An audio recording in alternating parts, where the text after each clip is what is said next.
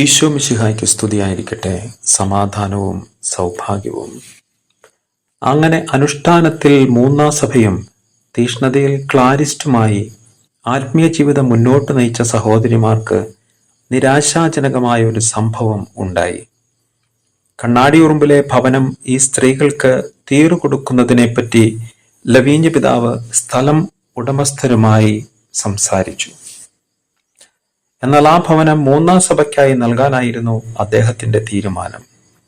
ഇതിൽ ദുഃഖിതരായ ഭക്തസ്ത്രീകൾ കണ്ണീരും കയ്യുമായി ദിനരാത്രങ്ങൾ പ്രാർത്ഥനയിൽ ചിലവഴിച്ചു വരവേ ലവീഞ്ഞ പിതാവ് ചങ്ങനാശ്ശേരി ഇടവകയിൽ ഇവർക്കായി ഒരു ഭവനം കണ്ടെത്തി.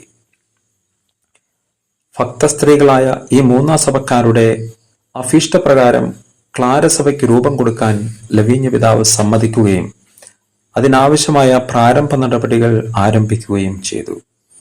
പ്രധാനമായി സമൂഹമായി താമസിക്കുന്ന അവരുടെ വസ്ത്രധാരണ രീതി സംബന്ധിച്ച് പിതാവ് കർശനമായ നിർദ്ദേശങ്ങൾ നൽകുകയും വസ്ത്രം വാങ്ങിക്കുന്നതിനായുള്ള തുക സെക്രട്ടറി അച്ഛനെ ഏൽപ്പിക്കുകയും ചെയ്തു.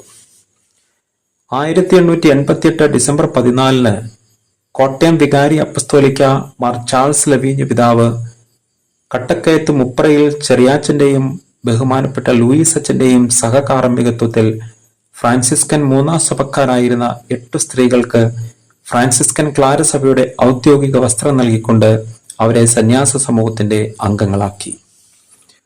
പൊതുജീവിതത്തിന്റെ തുടക്കം കുറിക്കുന്നതിന്റെ സൂചനയായി അവർ പുതിയ പേരുകൾ സ്വീകരിക്കുകയും ചെയ്തു.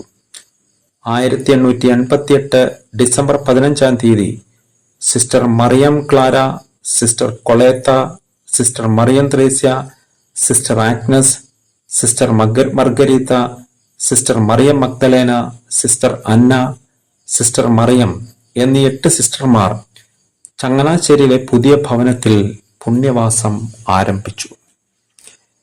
ക്ലാരസഭാ സ്ഥാപനത്തോടെ മൂന്നാം സഭ തറവാട്ടിൽ നിന്നും കൂടുതൽ ഔദ്യോഗികമായ സഭാ സംവിധാനത്തിലേക്ക് പറിച്ചു നടപ്പെട്ട ഈ മഹിളാരത്നങ്ങൾ ഭാരതസഭയ്ക്ക് തന്നെ ഉണർവും ഉത്തേജനവും പകരുന്ന വിശുദ്ധ പ്രസ്ഥാനത്തിന്റെ ആരംഭകരായി.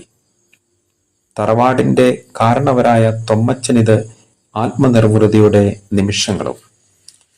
ഈ പുണ്യാത്മാവിന്റെ വിശുദ്ധ പദവി ഈ കാലഘട്ടത്തിന്റെ ആവശ്യകതയാണ്.